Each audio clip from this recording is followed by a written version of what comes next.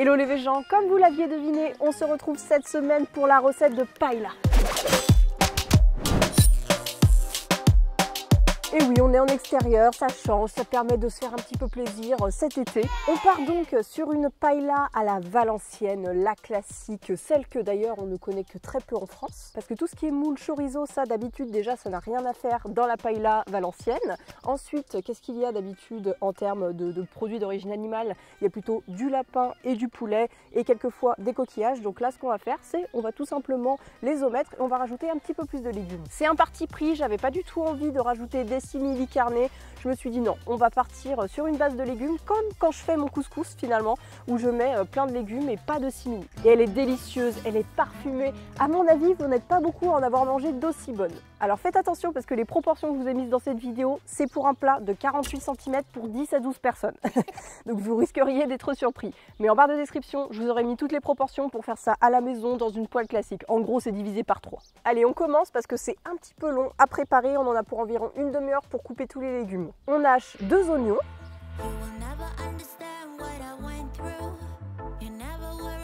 On réserve l'oignon.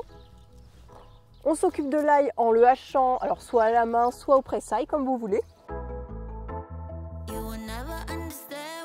On réserve notre ail avec la tomate. Alors ici, j'ai pris de la tomate concassée, mais quand ce sera la pleine saison, n'hésitez pas à prendre une belle tomate charnue. Tu continues avec les haricots plats en coupant en tronçons de 4-5 cm.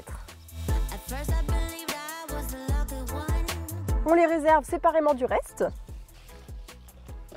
On continue avec les poivrons, c'est pas encore totalement la saison je sais, mais j'avais envie de vous donner cette recette le plus tôt possible et pas d'attendre juillet. On coupe ça aussi grossièrement en 4 à 5 cm.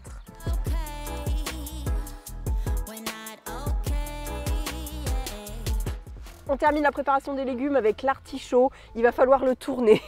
Alors moi-même je suis pas à l'aise avec l'idée, donc je vous mets un tuto en barre d'infos, ce sera plus explicite. Puisse le sort vous être favorable. Maintenant je coupe ça en petits tronçons et je vais les mettre dans le saladier des poivrons parce qu'on va les ajouter en même temps dans la paella. Et c'est parti, on commence par faire griller les oignons. On met une quantité généreuse d'huile d'olive. On verse ces oignons délicatement au centre et là on laisse griller pour 5 minutes.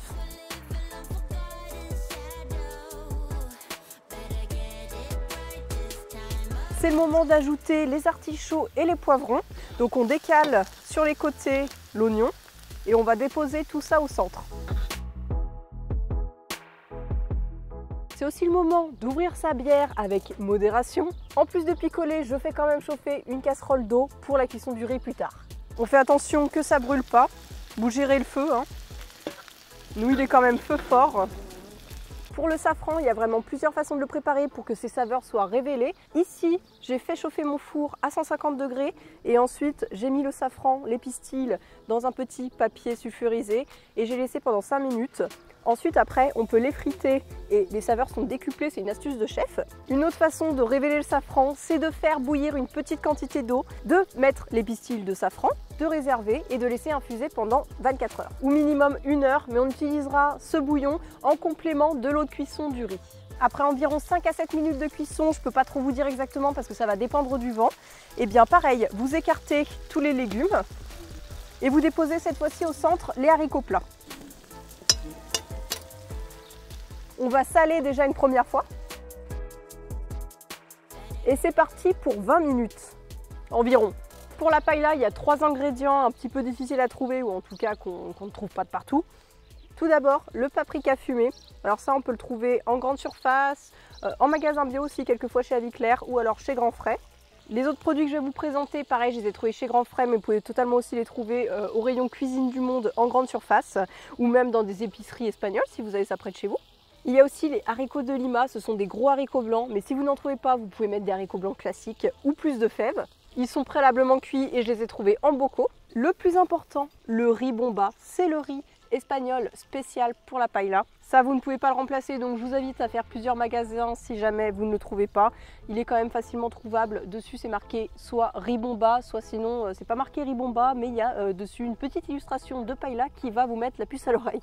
Très important aussi, vous ne le rincez pas. Et si vraiment vous n'en trouvez pas, c'est un riz rond qui se rapproche du riz spécial risotto. Pour les légumes, très important aussi, vous ne les retournez pas toutes les 4 secondes. On veut que ça forme une petite croûte grillée. On sépare cette fois-ci nos légumes en deux et on vient ajouter la tomate concassée et l'ail.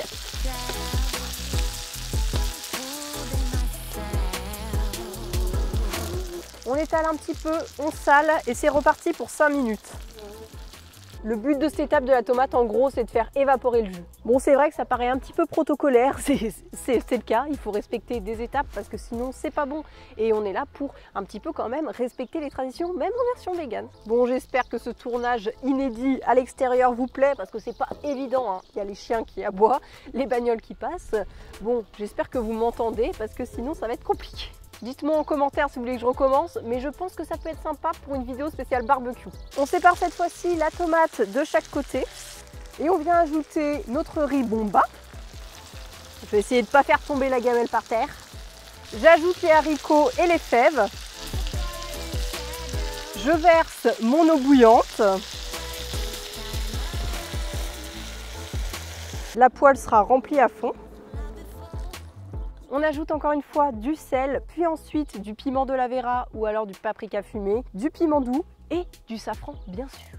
On remue une dernière fois et ensuite on ne touche plus pour que ça cuise uniformément tout simplement. Alors si vous remarquez que je mets beaucoup de sel, c'est normal. Déjà le riz il boit beaucoup de sel et puis de deux il faut que vraiment ça soit sursalé pour qu'au final ça soit totalement bien assaisonné et qu'on n'ait pas besoin de saler à table. À la fin, très important, une fois que le riz est cuit, ça prend environ 30-35 minutes, et bien laissez environ 5 minutes, voire plus, pour former cette petite saucarate, la petite croûte typique de la paella, qui fait que ça a un goût de grillé, et c'est ce qui est meilleur. Donc ne loupez pas cette étape. Même si vous voyez que c'est cuit, vous laissez encore griller jusqu'à ce que vous sentiez un petit peu le brûler pendant quelques secondes. Soi-disant, c'est un petit peu cancérigène, mais au moins vous allez vous régaler.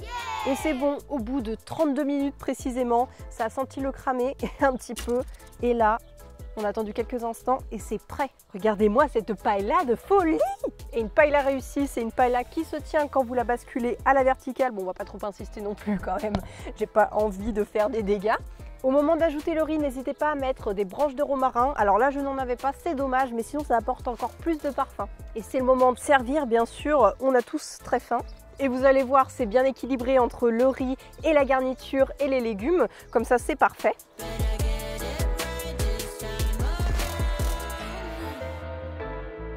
Et j'espère que cette recette de paella sera votre recette de l'été. N'hésitez pas à me dire en commentaire si ça vous donne envie. Mais je pense que oui. Pensez à vous abonner, à pailler. Et on se dit à bientôt pour des aventures véganes.